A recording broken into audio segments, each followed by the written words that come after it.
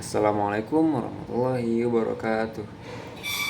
Sebelumnya, perkenalkan saya M. Sakes Witataki dengan NIM 124130125 dari kelompok 12 EL3 bersama rekan saya Muhammad Fajri Hadiswantoro dengan NIM 124130152.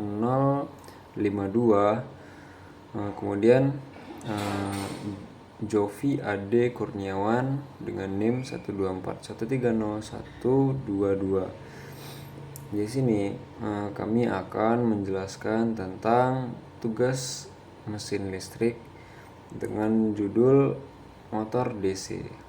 Di sini saya akan menjelaskan prinsip kerja atau teori dasar dari motor DC ini sendiri. Jadi motor DC ini bertujuan untuk mengubah energi listrik menjadi energi mekanik ataupun sebaliknya.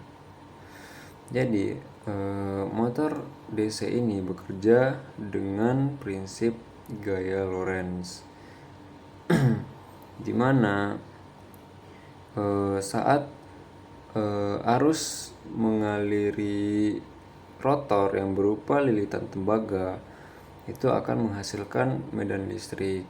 Kemudian medan listrik dari rotor akan berinteraksi dengan medan listrik stator yang berupa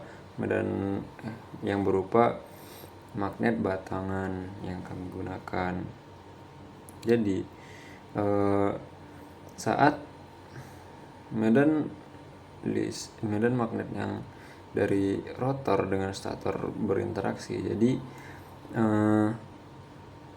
medan magnet pada rotor itu akan menarik ke bawah, dan juga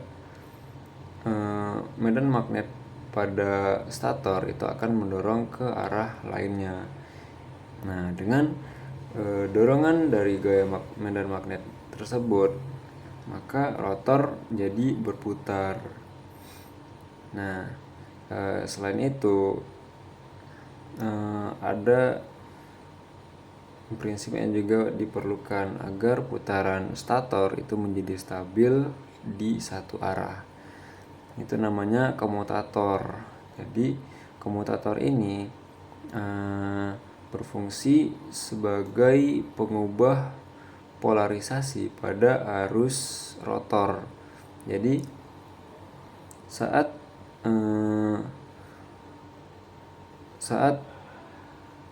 rotor berputar setengah atau 180 derajat, maka itu dapat mengubah polarisasinya. Jadi arusnya menjadi searah. Itu dapat diaplikasikan pada motor DC sederhana, di mana kawat tembaganya hanya dikelupas setengah bagian saja atau 180 derajat. Baik, selanjutnya di sini saya akan menjelaskan alat dan bahan yang digunakan pada percobaan kali ini. Yang pertama yaitu ada baterai dry cell dengan tegangan 1,5 volt, yang dimana pada tiap kutubnya itu diberikan timah penyangga rotornya nanti. Kemudian yang kedua ada magnet batang, mana magnet batang ini berfungsi sebagai stator pada motor DC. Kemudian terdapat gulungan tembaga sebagai rotor dari motor DC. Nah, jadi terdapat 3 alat dan bahan yang digunakan dalam percobaan kali ini. Baik, selanjutnya kita akan melakukan percobaan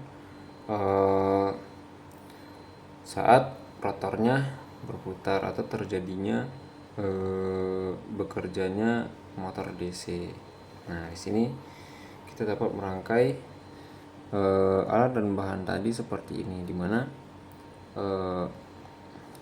kedua penyangga dari baterai kita dapat meletakkan rotor di atasnya. Kemudian pada bagian bawah rotor ini kita dapat meletakkan magnet batangan sebagai stator dari motor DC-nya. Nah, di sini kita dapat melihat apakah motor ini dapat berputar. Nah,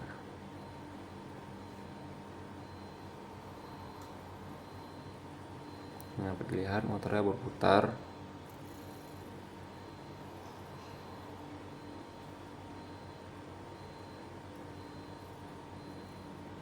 Nah, dia dapat berputar, namun tidak stabil karena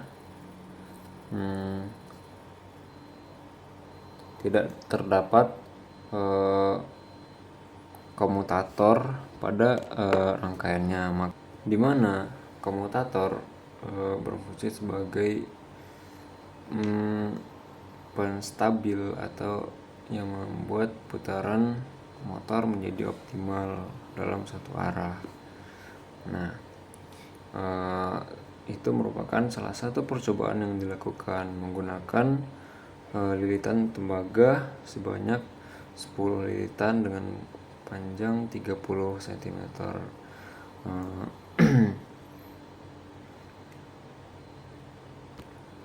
Kami telah melakukan 2 kali percobaan, di mana percobaan yang kedua yaitu menggunakan lilitan tembaga dengan jumlah lilitan sebanyak 13. Nah, dengan hasil berikut.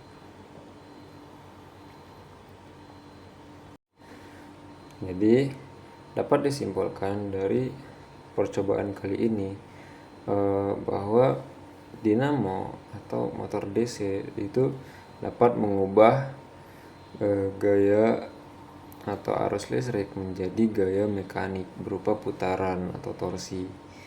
Nah, berawal dari arus yang mengalir pada rotor yang berasal dari baterai, itu berinteraksi dengan medan magnet pada stator yang berupa magnet batang. Nah, di situ muncullah gaya Lorentz, di mana medan magnet pada rotor itu akan menarik ke bawah, lalu medan magnet pada stator akan mendorong ke arah lainnya, maka terciptalah gaya berputar pada motor DC. Nah, mungkin cukup sekian penjelasan dari kelompok kami. Maaf jika terdapat kesalahan. Baiklah, kami tutup. Assalamualaikum warahmatullahi wabarakatuh.